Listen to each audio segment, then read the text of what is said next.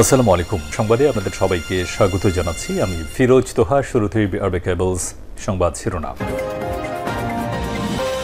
জানিয়ে দেব এই মুহূর্তে হাতে পাওয়া সর্বশেষ গুরুত্বপূর্ণ আপডেট বাংলা সংবাদ। শুরুতেই থাকছে নির্বাচন কমিশনে আতঙ্ক, অফিস করছেন না সিইসি।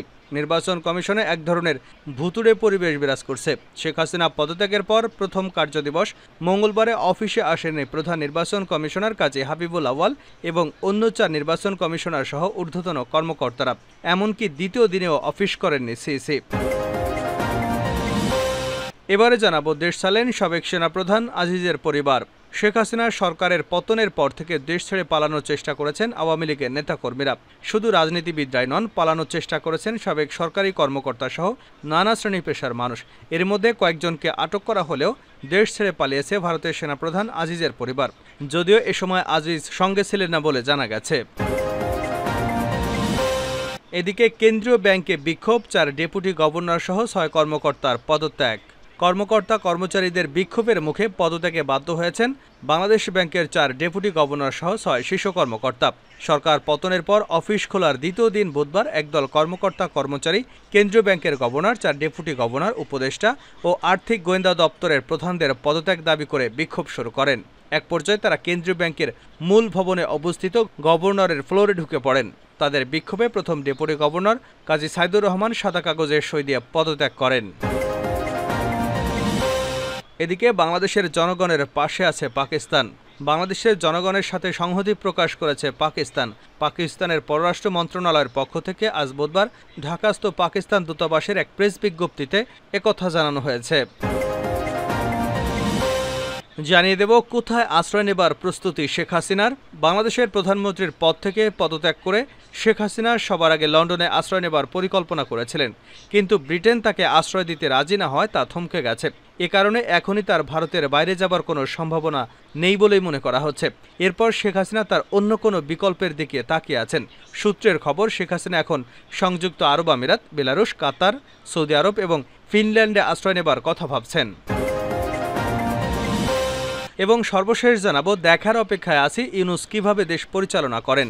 নোবেল বিজয়ী অধ্যাপক ডক্টর মোহাম্মদ ইউনূসকে প্রধান করে একটি অন্তর্বর্তীকালীন সরকার গঠনের বিষয়ে সিদ্ধান্ত হয়েছে। রাষ্ট্রপতি মোহাম্মদ শাহাবুদ্দিনের সঙ্গে 3 বাহিনীর প্রধান ও বৈষম্য বিরোধী ছাত্র আন্দোলনের সমন্বয়কারীদের বৈঠকে মঙ্গলবার এমন সিদ্ধান্ত হয়। ইউনূসের দায়িত্ব নেবার বিষয়ে সাবেক প্রধানমন্ত্রী শেখ হাসিনার ছেলে সজীব ওয়াজেদ জয় বলেছেন, ডক্টর মোহাম্মদ ইউনূস কিভাবে দেশ পরিচালনা করেন দেখার অপেক্ষায় আছে। জার্মান ভিত্তিক সংবাদ সংস্থা ডয়েচে ভেলেকে দেওয়া এক সাক্ষাৎকারে তিনি এসব কথা বলেন। এতক্ষণ শিরোনাম শুনছিলেন, এবার বিস্তারিত।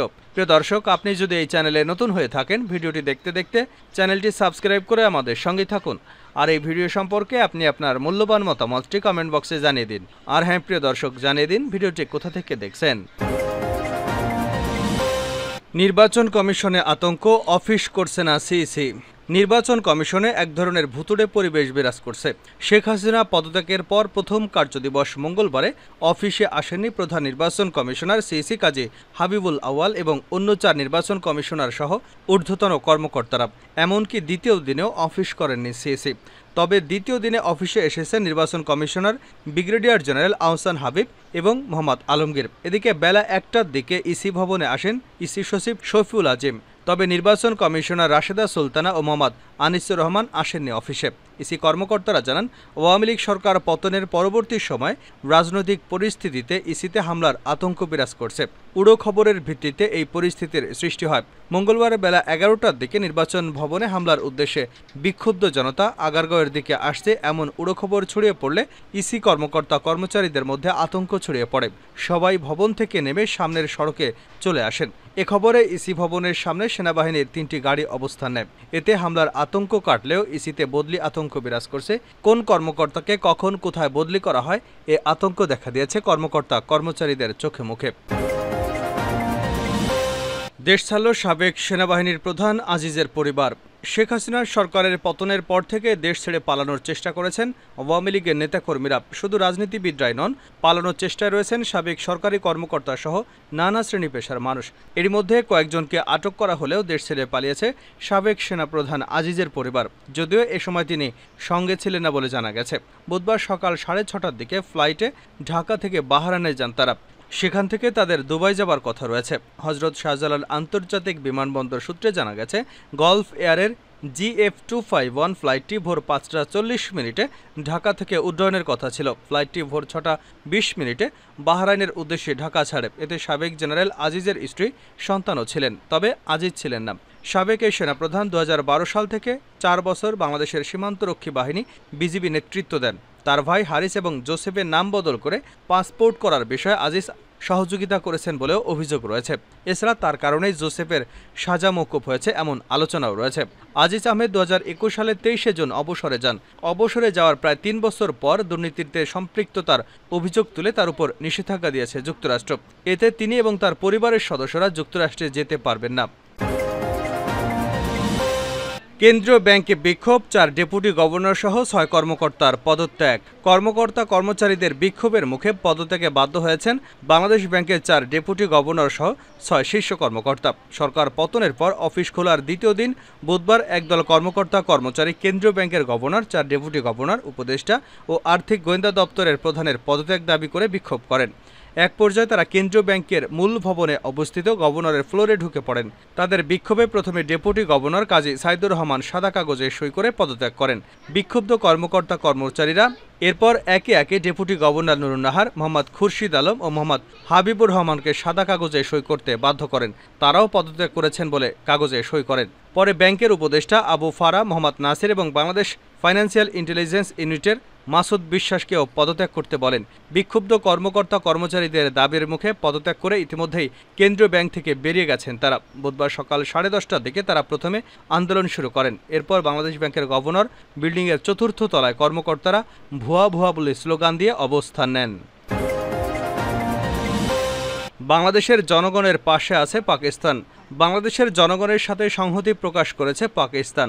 পাকিস্তানের পররাষ্ট্র মন্ত্রণালয়ের পক্ষ থেকে আজ বুধবার ঢাকাস্থ পাকিস্তান দূতাবাসের এক প্রেস বিজ্ঞপ্তিতে একথা জানানো হয়েছে। এতে বলা হয়েছে, পাকিস্তানের সরকার ও জনগণ বাংলাদেশের জনগণের সাথে সংহতি প্রকাশ করছে।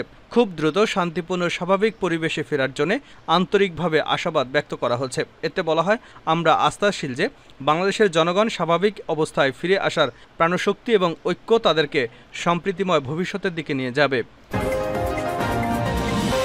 কোথায় আশ্রয় নেবার প্রস্তুতি শেখ হাসিনার? বাংলাদেশের প্রধানমন্ত্রীর পদ থেকে পদত্যাগ করে শেখ হাসিনা আবার লন্ডনে আশ্রয় নেবার পরিকল্পনা করেছিলেন, কিন্তু ব্রিটেন তাকে আশ্রয় দিতে রাজি না হয় তা থমকে গেছে।